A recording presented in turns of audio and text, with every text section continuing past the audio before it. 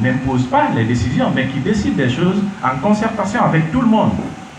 Donc, si je suis loin, si je dépasse le timing, tu m'informes, Jean-Paul. Mais il faut que chacun comprenne pourquoi nous avons mis en place le Conseil mondial des ressortissants de la Guinée forestière. Lorsque l'idée a été lancée, on nous a interpellés pour dire, bon, il y a déjà le Conseil supérieur de la diaspora forestière. Est-ce que vous n'êtes pas en train de créer ça pour tuer le Conseil supérieur de la diaspora forestière? C'est encore l'occasion pour nous de vous expliquer que le Conseil mondial est au-delà d'une diaspora. Parce que la diaspora forestière, nous, peut-être, nous sommes de la diaspora. Parce qu'il y a deux catégories de diaspora. Il y a la diaspora interne et la diaspora externe. À partir du moment où nous quittons la forêt pour être ici, nous sommes déjà de la diaspora, mais interne, parce que nous sommes encore plus proches de la forêt que nos frères qui sont à Paris, à Bruxelles, en Allemagne ou à Washington. Eux, ils sont de la diaspora externe. Mais si nous avons un conseil supérieur pour la diaspora, ça c'est pour la diaspora externe et interne, d'accord? Mais et ceux qui n'ont pas quitté la forêt, où est leur structure? C'est pourquoi nous avons dit de créer quelque chose qui va réunir tout le monde, que tu sois de la diaspora interne ou externe, ou que tu sois encore résident sur le territoire forestier. C'est notre conseil, parce que nous sommes encore plus proches. C'est d'ailleurs pourquoi vous allez constater que dans nos textes, il est forcé que, obligatoire que le président du Conseil mondial réside en Guinée. Contrairement à la diaspora forestière où le premier responsable est à l'étranger, et très souvent aux États-Unis. Donc, nous avons dit qu'il fallait quitter la passivité. Qu'est-ce que je qualifie de passif ici? Lorsqu'il y a des problèmes en forêt, on n'a pas les moyens d'agir rapidement. Agir, c'est-à-dire quoi? C'est de s'impliquer tout de suite. C'est de contacter qui de toi pour mettre fin à un conflit qui est en train de naître ou pour revendiquer un droit qu'on nous a enlevé. C'est tout de suite qu'on le fait avec nos mobilisations, avec les contacts qu'on essaie de faire avec les autorités parce que encore ce sont elles qui prennent ces décisions. Donc il faut qu'on soit actif. C'est la différence aussi, c'est l'une des grandes différences entre le Conseil supérieur de la diaspora forestière et le Conseil mondial des ressortissants de la Guinée forestière. Nous voulons être beaucoup plus proactifs sur le terrain et pour éviter que les problèmes naissent. Dès la base, on essaie d'étouffer les problèmes à travers les contacts, à travers les revendications. En même temps, si nous, en tant que structure de la forêt, nous sommes sélectifs, ça ne peut pas marcher. Parce qu'il y a beaucoup de structures aujourd'hui qui naissent en forêt, mais c'est des structures sélectives. C'est-à-dire, on dit association peut-être des jeunes cadres de la forêt, c'est une bonne idée, mais tout de suite, ça exclut certains. Ceux qui ne sont pas cadres sont déjà exclus. Mais est-ce que quand nous allons en forêt, entre les cadres et les non-cadres, on trouve la majorité où? Les non-cadres. Donc, on dit association des ressortissants de Galakbaye, parce qu'il y a ça ici. Tout le monde a ça, Galakbaye, Samoy. Ça, c'est une bonne chose, parce qu'il faut qu'on soit organisé dès la base. Mais en même temps, il faut qu'on ait un outil, une structure où tout le monde peut se réunir et qu'on communique à tout moment. On n'exclut personne. Dès que tu es forestier, tu es très important pour nous. Même si tu es un balayeur de riz, tu es très important pour nous. Tu as ta part de responsabilité parce que tu es forestier et tu comptes pour nous. Nous avons un esprit dans le Conseil mondial comme l'esprit des Américains, par exemple. Vous savez, quand il y a un conflit, même en Guinée, tout de suite, on ne touche pas à un Américain. On ne touche pas à un Américain, où qu'il se trouve. Et c'est comme ça que nous voulons qu'on s'organise. Peut-être c'est de grandes ambitions, mais qui n'a pas de grandes ambitions ne peut rêver d'aller loin.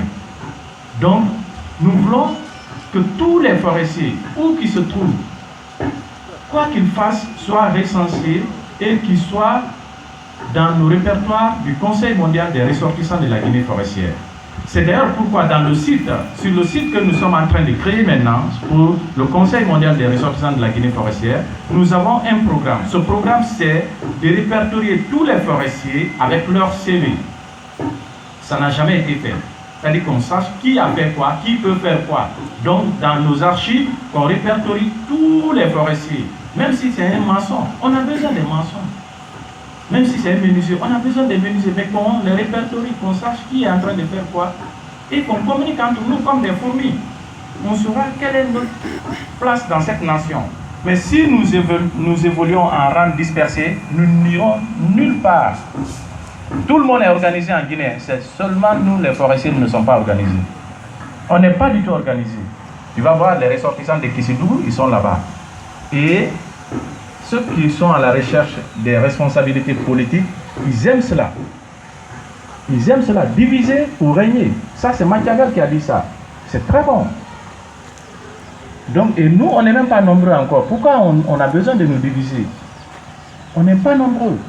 Mais si nous ne sommes pas unis, vous savez, comme moi, on a tous fait l'université à Conakry. Vous, les jeunes étudiants, vous savez, quand on est universitaire, venant de la forêt, quelles sont les galères qu'on traverse?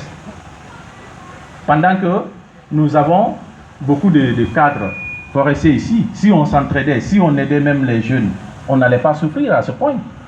Mais souvent, quand on est cadre, on ne veut pas voir des jeunes de la forêt, parce que dès qu'ils viennent, il y a le point de transport, et puis il va me demander tel emploi. Alors qu'il y a des opportunités. On peut les envoyer dans ces opportunités. Donc, ça fait partie, c'est bien. Ne continuez pas à applaudir, sinon je vais avoir la tête grosse. Donc, si on ne s'entraide pas entre nous, on n'ira nulle part. Et c'est nous, les forestiers cadres, quand nous sommes à la retraite, on est là en train de boire là en dehors, non, en forêt, on n'est pas unis. On n'est pas unis. Mais qu'est-ce que tu as fait pour qu'on soit unis? Qu'est-ce que tu es en train de faire? Au lieu de dire toujours, de dénoncer, on n'est pas unis, qu'est-ce que nous faisons pour être unis? Moi, j'ai dit que je ne veux pas rester comme ça. Beaucoup m'ont dit que je vais échouer. Hein. Ils m'ont dit, vous avez vu sur Internet. Ils m'ont attaqué, il ne va pas réussir. J'ai dit, ok, si je ne réussis pas, quand même, j'aurais tenté d'unir les forestiers. Mais j'ai dit d'abord, je mets l'accent beaucoup plus sur les jeunes, parce que nous sommes l'avenir de la forêt. Les cadres, nos aînés font partie, mais ceux qui viennent à nos réunions savent ce qu'on dit. On dit, ok, ils font partie, c'est très bien, mais ils n'ont qu'à un peu attendre d'abord que les jeunes s'organisent très bien. Après, on leur fait appel pour nous aider. Mais il faut que les jeunes, c'est vous qui êtes dans des problèmes aujourd'hui. C'est vous qui êtes confrontés à la réalité. Et ce qui fait que, et je ne les apprécie pas dans ça, ce qui fait que beaucoup d'autres cadres, lorsqu'ils réussissent, ils veulent forcément que les autres étudiants de la forêt passent par le même chemin de la souffrance. Mais pourquoi ne pas mettre fin à tout ça? Pourquoi ne pas s'entraider? Parce que dire, bon, mais lui il est en train de dire comme ça, mais il ne sait pas combien il va nous... Il est en train de prendre sa bière très bien. Il dit, il ne sait pas quelles sont les souffrances qu'on a traversées. Oui, mais c'est pas parce que... Moi, c'est pas parce que quand j'étais petit à l'école, je n'avais pas de vélo que quand j'ai les moyens pour acheter des vélos pour mes enfants, je ne vais pas acheter. C'est pas parce que j'ai souffert à l'université. On dit à nous-mêmes, au lycée, au Félix Oulamoumé, on préparait nous-mêmes. Arrivé à l'université, on ne connaissait personne ici, on faisait ceci, on tapait. Mais si tu tapais, aujourd'hui, tu as la possibilité d'aider même 3 étudiants pour ne plus qu'ils tapent. Pourquoi tu ne peux pas le faire? Si tu le fais, Caleb le fait, Bourreau le fait, Martin le fait, Simon Pierre le fait. Mais déjà, 5 là, on a beaucoup. Et ça se multiplie. Et ils seront forcément reconnaissants, même s'ils ne sont pas reconnaissants, comme on le dit. L'élève n'est pas reconnaissant, l'étudiant n'est pas reconnaissant, mais on a été élève, on a été étudiant. Est-ce qu'on est reconnaissant? Donc, c'est forcé, on est tous passés par là. Mais si on continue à dire l'élève n'est pas reconnaissant, qui a quitté le ciel pour venir être cadre directement? Personne. On est passé par là, c'est toi qui sais si tu as été reconnaissant à ceux qui t'ont aidé ou pas. Mais il ne faut pas continuer à dire, ah, l'élève n'est pas reconnaissant, l'étudiant. Il y en a qui sont forcément reconnaissants. Et ça crée des erreurs. Parce que je connais une histoire où un monsieur avait la possibilité d'aider des jeunes, et ça encore de la forêt, hein. Il ne l'a pas fait. Et ces jeunes-là, aujourd'hui, il y a eux tous ils ont réussi d'ailleurs, il y a un qui est placé aujourd'hui à un haut niveau qui est là, Et d'ailleurs, la dernière fois, je lui disais, j'ai dit, mais tu n'as pas besoin de te venger. Il dit que le fils de celui qui avait refusé de l'aider est venu dans leur département avec ses dossiers pour l'emploi. Et j'ai pris, j'ai mis là-bas. Mais je ne lui dis pas ce que son père m'a fait. J'ai dit non, mais le petit n'est pas responsable de ce que son père t'a fait. Je lui ai parlé, on a réussi quand même à le conscientiser. Il dit qu'il va voir. Bon, je vais vérifier s'il avait quelque chose. Mais vous voyez comment les gens deviennent intrigues. Parce que son père ne m'a rien fait. Il va voir. Il est là. Parce que son père ne vit plus. Mais est-ce qu'on ne peut pas mettre fin à cette chaîne de haine là? Il y a un penseur qui disait que la haine ne paye pas. La vengeance n'entraîne que d'autres vengeances. Et le pardon, c'est le meilleur des sentiments qui puisse habiter l'homme. Quand on met fin à cela, on est unis. Vous allez voir que le Conseil mondial, qui commence aujourd'hui avec le petit nombre là, c'est mondial. On est très nombreux maintenant, les progressistes. On est très nombreux. Mais on n'est pas des ethnocentriques. Les gens m'ont dit, on m'a accusé sur Internet, mais Caleb, toi tu as un destin national, pourquoi tu te mets dans un problème communautaire comme ça? J'ai dit, mais si Caleb a un destin national, mais Caleb vient d'où? Il vient d'où? Si déjà, pourquoi on accuse certains souvent, ils ne peuvent pas être responsables parce qu'ils ne sont pas mariés, ils ne peuvent pas être responsables parce qu'ils ne peuvent pas gérer une famille, non? Mais si tu ne peux pas gérer ta famille, qui va te confier des grandes responsabilités? Maintenant, destin national, oui, mais tu viens d'une communauté. S'il y a des problèmes dans ta communauté que toi-même tu ne peux pas résoudre, qui peut te considérer au niveau national? Donc, il faut d'abord, on n'est pas des communautaristes, mais on veut juste être organisé, qu'on ne fasse plus l'objet d'abus de la part de qui que ce soit. Parce que dès qu'on est organisé, les gens ne vont pas abuser de nous. On nous respecte, hein. Mais seulement, ils connaissent nos faiblesses. On n'est pas unis. Tout le monde le dit. On n'est pas unis. On n'est pas du tout unis. On ne se défend pas. Le forestier est devant telle autorité. On parle de son prochain, de son ami avec qui il vient de boire là. Il va dire, je ne connais pas. Mais aide-le. Après, ce que tu dis là, ce que tu lui reproches, ça va lui dire toi-même, au lieu d'aller le reporter devant les autres. Il n'y a que par ça que nous serons unis. Donc je voulais rentrer dans ces détails-là pour comprendre quels sont les biens fondés de la création du Conseil mondial des ressortissants de la Guinée forestière. Maintenant, on nous a reproché que pourquoi on a créé ça pendant qu'il y a beaucoup d'autres structures en forêt. Maintenant, la balle est dans votre camp. Si vous savez que les structures qui existent déjà en forêt font ce que je viens de faire là, ce que je viens de dire, il n'y a pas de problème. Mais moi, à mon entraînement, je sais qu'on a beaucoup de choses à faire encore pour aboutir à l'unité de la forêt. À bon entendeur, salut.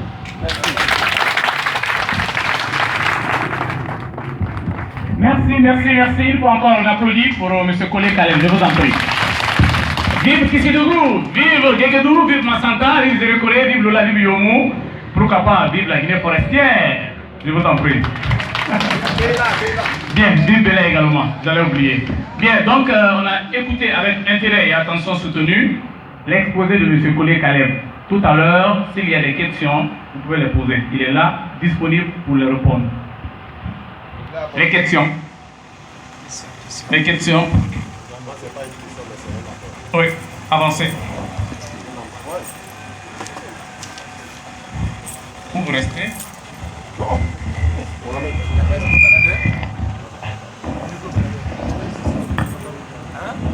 Bonjour chers frères, chers camarades forestiers. Question? Non, pas une question. Je veux faire juste un amendement par rapport à ce que le frère Caleb a relégué ici tout à l'heure, en quelques fractions de secondes. Parce que ça fait très fort longtemps. Ce que vient disait le frère Caleb, les forestiers se retrouvaient un peu dispersés dans le monde où chacun considérait son ami comme on considère nos plantes en forêt. Et ça a été une lutte que beaucoup ont menée pour qu'on se réunisse. Mais moi j'ai une question à poser à la foule. Parce qu'il est très bien que le frère Caleb nous parle de ça. Mais l'idéologie qu'il a pour que cela réussisse, c'est nous. C'est nous qui sommes derrière Caleb qui pouvons faire que l'idéologie la réussisse. Est-ce que nous sommes prêts à soutenir l'idéologie de M. Caleb? C'est ma question fondamentale. Réponse. Est-ce que nous sommes prêts à soutenir l'idéologie de M. Caleb? Oui. Quelles que soient les circonstances, quels que soient les problèmes, quelles que soient les indemnisations, nous sommes prêts? Oui. Nous sommes prêts? Oui. Alors là, pour moi, je vous remercie. Merci. Un applaudissement, on va dire, c'est gentil, c'est bien. Merci beaucoup. D'autres questions? Avancez, s'il vous plaît. Les questions, on va gagner en temps, hein, les questions. Bon, moi, la question, vu déjà, moi, c'est Toldo Ibrahim Valérie, licence de symphonie. Donc, la question est la suivante. Si nous avons déjà pensé que c'est le Conseil mondial de la Guinée forestière, et déjà, nous avons des préfectures, y compris à l'intérieur. Il y a des forestiers à Cancan, à Mamou et dans les autres. Quelles sont maintenant les organisations que vous avez mises en place pour toucher non seulement ceux qui sont à l'intérieur, et ceux qui sont aussi dans les quartiers de commerce?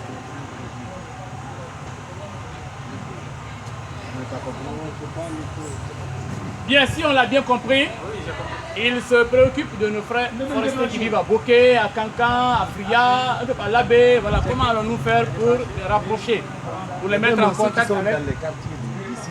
Ok, même dans les quartiers, il n'y a pas de problème. Le patron va apporter une réponse à cela.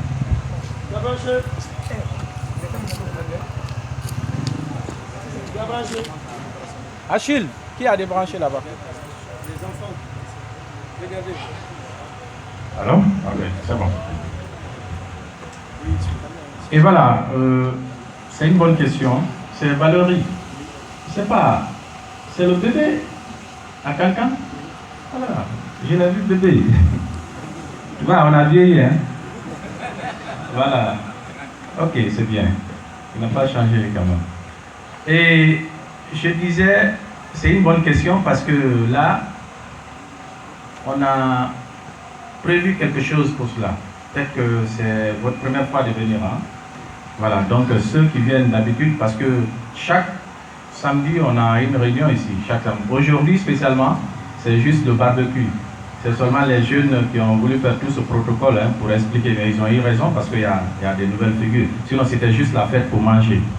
Donc, il y a une stratégie. Si vous venez le samedi prochain, vous allez avoir la stratégie, l'explication, ce que nous voulons.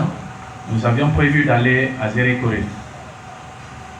On s'est dit, voilà, on commence par Kissidougou, Guétédou, Macenta, puis Zérékoré continue à Yomo et Lola jusqu'à Béda. Donc les gens ont dit, pourquoi ne pas renforcer d'abord les structures de Conakry? Donc ça fait l'objet de beaucoup de débats ici, jusqu'à 2 séances même, on ne faisait que débattre. Finalement, on s'est dit de renforcer les structures. On est en train d'attendre quelque chose, on attend. Et pendant ce temps, on renforce les structures de toutes les communes de Conakry. Et ce que vous voyez là, ici, à Kibia, c'est encore plus fort parce que les membres de Kibia sont d'ailleurs en avance sur les membres de Conakry. Eux, ils sont très engagés, ils ont voulu aller avec la vitesse supérieure, mais on leur a dit de se mettre à notre niveau. Donc, après, il y a Mamou. Maintenant, les gens de Kibia vont s'occuper de Mamou, Dabola et Cancan. Donc on renforce tout parce que la forêt même, c'est le clou final. Déjà, il y a 2 délégations qui sont allées en forêt. Les jeunes ont été, aujourd'hui quand vous allez, presque on a des représentants, des contacts dans toutes les préfectures de la forêt. Mais ils attendent qu'il y ait une grande délégation, des membres même qui ont eu l'initiative de mettre en place le Conseil mondial qui doivent faire partie. Donc, nous préparons ça, mais d'abord, la première stratégie, c'est pour renforcer les structures de Conakry. Donc, on est à ce niveau en ce moment. OK? Et l'étranger n'est pas oublié. Pendant que je vous parle même maintenant, ce samedi-là même, il y a le bureau de Paris qui est réuni. Donc, parce que la semaine passée, ils étaient à Bruxelles, à Berlin aussi. Donc aujourd'hui, ils sont tous à Paris pour se réunir. Ils m'avaient même demandé si je pourrais faire une vidéoconférence pour qu'ils puissent voir le monde. Bon, après tout, je vais me connecter pour voir si sur Skype, je pourrais le faire avec vous pour qu'ils puissent voir les gens ici. Mais on est bien organisé. Ce n'est que le départ. Hein, le départ, mais c'est tous les forestiers. Ce n'est pas une structure pour quelques forestiers. Donc vous voyez quelle est l'ambition que nous avons. Tous les forestiers, où qu'ils se trouvent, il faut convaincre tout le monde à rejoindre le Conseil mondial. C'est ce qui fera que les autres vont avoir un regard de respect sur nous. Et on pourra négocier d'égal à égal. Mais aujourd'hui, lorsqu'il s'agit de négocier dans la société civile, les structures de la forêt sont là en retrait, observent, et puis ça passe pas. Mais heureusement qu'il y a des jeunes qui prennent leurs responsabilités maintenant. D'ailleurs, on avait présenté le jeune Joseph Bourreau, qui, je crois qu'il aura le temps de dire quelque chose. C'est un cadre aussi, un leader de la forêt. Mais il faut aussi attirer tous les autres leaders avec nous. C'est ce qui fera du conseil une vraie structure qui pourra vraiment tenir le coup et relever les défis. Je vous remercie. Mon nom c'est Pierre Ououkouma. Je suis ingénieur en formation à l'Institut supérieur des mines et géologie de Bokeh. Bien avant de poser ma question, je voulais juste vous dire qu'il y a la délégation aussi de l'Institut supérieur qui est parmi nous, dirigée par M. Alain Blémont, s'il vous plaît. Bon, c'est un grand leader, hein, s'il vous plaît, veuillez applaudir un peu. Merci à tous. Et ma question est la suivante. Et on était là tout à l'heure, on disait vive la forêt, Kisidou, Kekedou, Zélébouré, Massanta et Yomu, et oubliant qu'il y a Beila aussi à côté. Maintenant, ma question est la suivante. C'est pas aujourd'hui que moi je l'ai appris, il y a eu quelques personnes, à savoir des Konyakés par exemple, qui se sont prononcés, qui sont réellement des forestiers et ils ont démontré par quelques paroles. Et ma question est comment nous allons faire pour leur cas, c'est-à-dire les forestiers qui sont de ce côté-là, et comment on va essayer de gérer leur cas parmi nous. Donc c'était un peu ma question, je vous remercie. Merci. On va écouter la deuxième question et après on laisse le temps aux frères de répondre. Alors, allez-y, ça va. Venez.